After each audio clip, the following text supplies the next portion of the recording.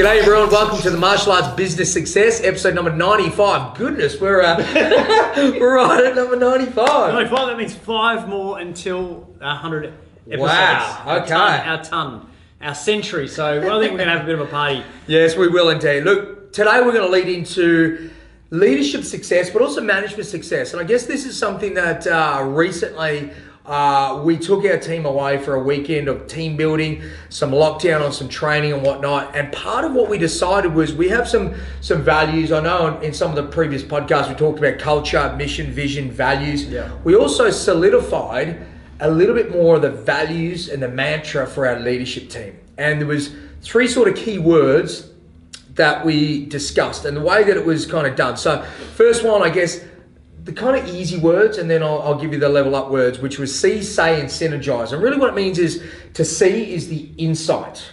Is what you say is the influence you have on people, okay? And I guess the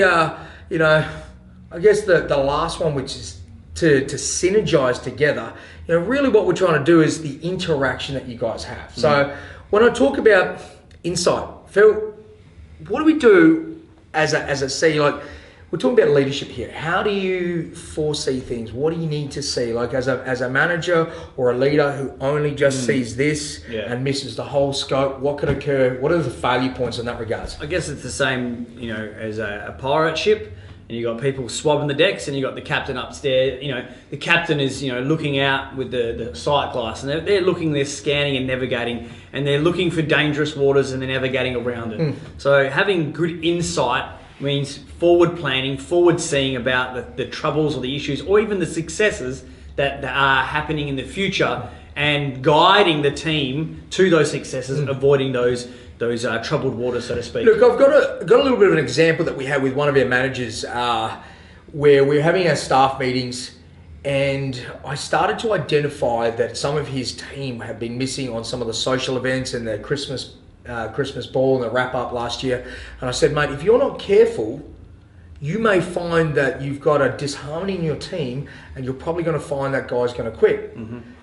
Within 3 hours of that meeting, I got a phone call, and he goes, oh my God, the guy that you're talking about, he's handed in his resignation. I went, mate, damn. But what it was is I had enough insight and enough foresight to start going, something's not quite right there. And you need to see that. I think it's really important we talk about this as a leader. You can't just simply come in and then lead from the front.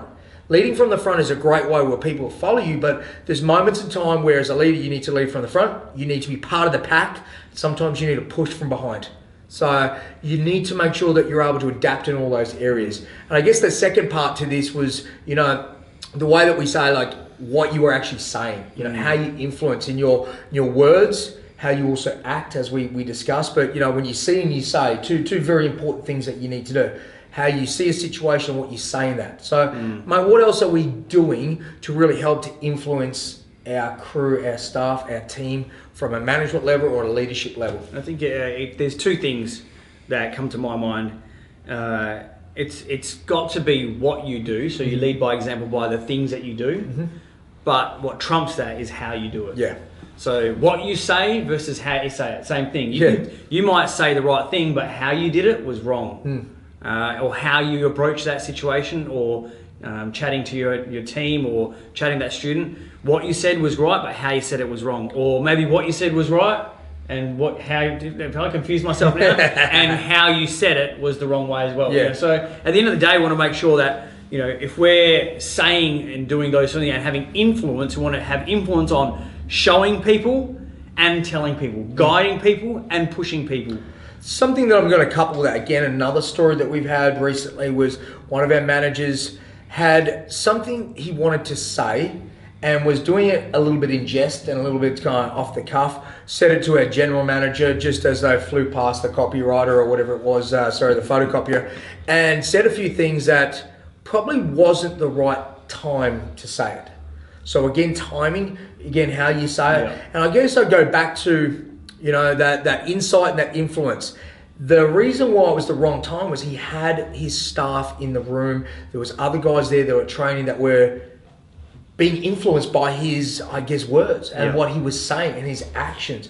Although it wasn't directed at them, by him just being jovial, it flows down the hill and thinks, well, if he can do that, so can I. Yeah. Again, that's also where I guess the interaction part of it, the synergizing comes into play. And the reason why we've got 3 key words, for you guys who are listening in on this, I want you to visualize a triangle. And instead of a triangle where the point is at the top, the point is actually inverted at the bottom. And the reason why in our management foundation sort of mantra, it's a triangle, it's the strongest shape in the universe.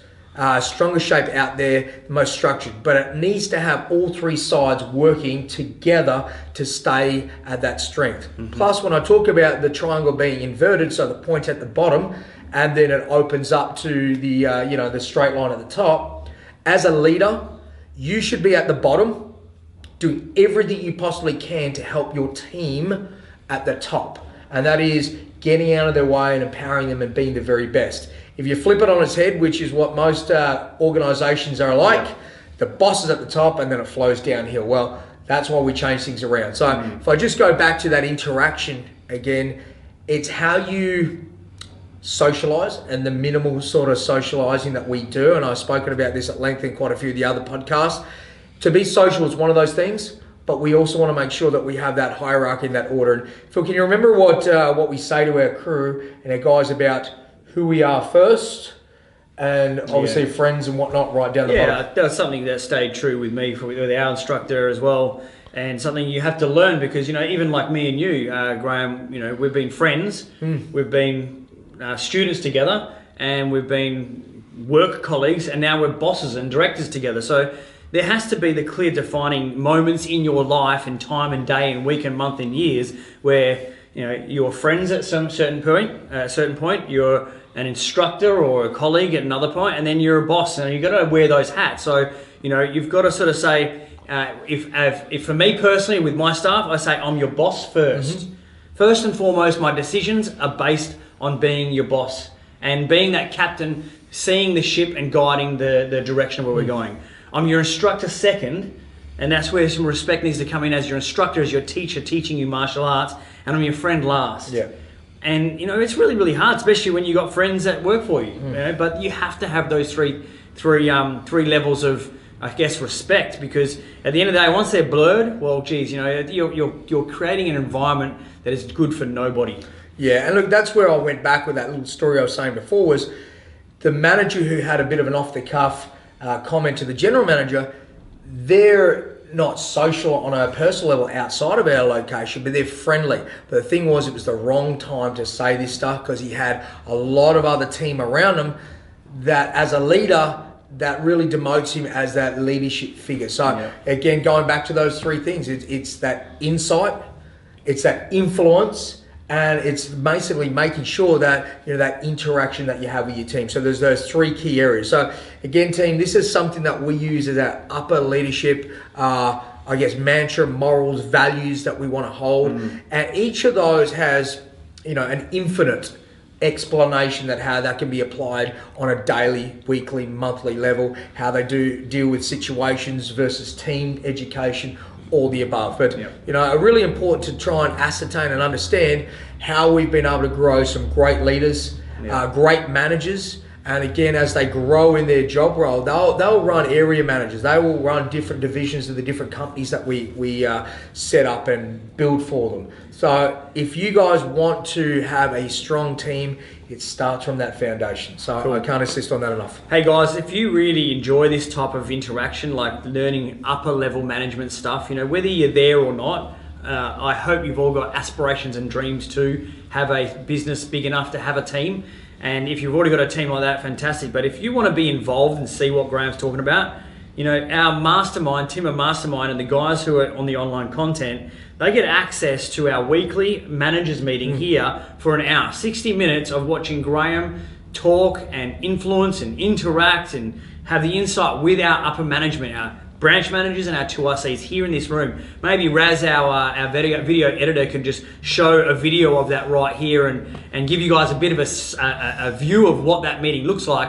And then hopefully we can see you guys there as well live, adding some value or adding some questions that we can then access for our later Q&A. So I'd really hope you'd be there. So guys, if that interests you, go to our website, teema.com.au, sign up for the mastermind, sign up for the online course, and we will give you guys some great access to behind the curtains look at how to run a martial arts school. I'm talking about these instructors, managers are all running $1 million martial arts schools, guys. So if you can't learn something from them, then geez, I don't know what's going on. Proximity is power, and we say this often. You're the average of the 5 people you hang around. So why wouldn't you want to be around more people that are doing it at a high level on a regular basis? And I know that, you know, I don't get the chance to sit in the car with Gary Vaynerchuk, you know, personally, but if I have him on a podcast or I have him on a video blog or whatever that may be, I do get to hang out. I get to hang out with this fine gentleman on a regular basis.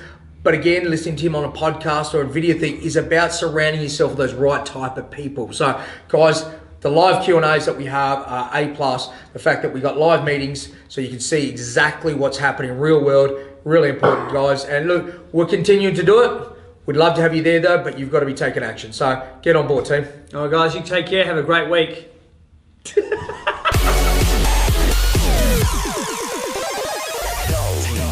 Innovating the martial arts industry.